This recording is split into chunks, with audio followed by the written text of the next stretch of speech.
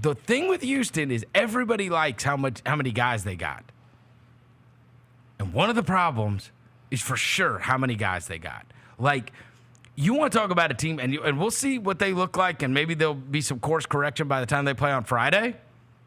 And look, I told you, if the Grizzlies come back from this road trip, the first 2 games of the season, 1-1, I'm fine with that, right? Yeah. 2-0, I'd be ecstatic. 0-2, I'd be depressed, right?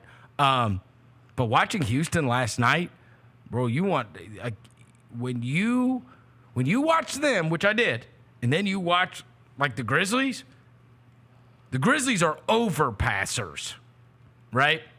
And that ball bops around, and everybody feels like they're kind of involved in the game. For the most part, it's just odd fits. It's odd fits because, because you've got guys like Fred VanVleet's never been a 10 assist guy. You know what I mean? He's a chucker. Like, that's not the kind of guard he is. Dillon is not a willing passer. And then you've got Sengun is going off, right? And he's a big guy down there going off. But, like, then the Jabari thing is weird. And then you bring in Tari Eason. It's like, I don't know. There's not like this. We always talk about how guys figure out as the years go on, are you a star or are you a role player, right? Where do I fit in within the context of this team? And the guys that figure out, like, all right, I'm not one of the guys that takes a lot of shots on this team. I'm not one of the stars. So I am there to enhance the stars. I'm here to keep this ball moving, and I'm here to and right, this is the reason the Kyle Andersons of the world get 15-year careers. It's a reason Garrett Temple has stuck around forever. It's a reason Patty Mills, we watched him last night, right? It's like, they know what they are, bro. Yep.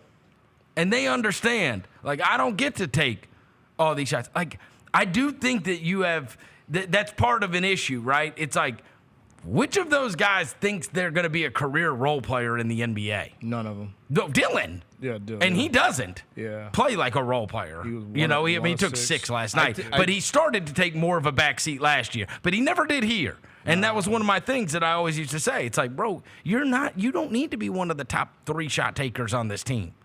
Yeah, because you don't shoot a high enough percentage. I think the biggest thing that they are going to have to figure out, they do have, a lot of guys. But who are their 2 guys?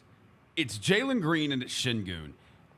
And they've never shown that they're good together. Right. Yeah, it's been Jalen Green blew up at the end of the year last year when Sengun wasn't playing. They've got a lot of good players though, because I like Thompson too. I love their team. Have good players. It's the fit, and that's the Ime Udoka challenge is getting it all to fit. But it's like, who's just the dirty work? Yeah, even Jalen got his bread, and then Jalen didn't have an assist last night. It's like, yo, it's me. Like, I'm doing my thing. I got paid. There's a lot of. He's like, I got this, bro. The role play guys are on the bench. That's what I'm saying. Jeff Green and Tate. Those are the guys. Tari Eason, like, those are the role And players. where does Steve-O fit in that? They said he's supposed to play Friday. I know, but he's going to play next to Sengun? Yeah, that's disgusting. We'll never get a rebound. We would never get a rebound. No. He would be playing volleyball with us, bro. By the way, I'm kind of worried about Jabari because I feel like I think it's since fit. We're overreacting. Like, I feel like Jabari, like when Paolo and Jabari came out, I thought they were like on the same level. But that's fit. You think so? Yes. You think Jabari's better than what he's been showing? For sure. It's like, I feel like Paolo is everything we thought Jabari would be. I think it's a bad situation. Okay. I just don't think it's a good fit. I don't think. I love Jabari's game. I mean, I don't think he'd be. I don't think at this point he would be Paolo. Like Paolo. No. Paolo looks like one of the 10 best players in the world. Together, though, they came out together. It was like, yo, Paolo and Jabari. I think Jabari's better than 2 of 7 for 8 points. Yeah, I do believe. And I'll tell you this: that Charlotte game. I mean, you want to talk about? There was a fun game to watch. They were down 18. Yeah. So there are times when the thing I'll say about Houston, when it all is like working, it looks amazing. Yeah. Because they got good players. You know what it reminded me of a little bit? Pelicans. Just a bunch of good players. When the Pelicans, when they were cracking, you'd watch them, you'd be like, damn. Yeah. Like, when it's all working, it's like, Jesus, who am I supposed to guard? Yeah. Brandon Ingram's going off, and Zion's going off, and McCollum's going off, and it's like, sheesh. they got a lot of good players on this team, right? And then they bring Trey Murphy off, and he's whack, whack, whack. And it's like, same thing with Houston. When it looks great, it looks great.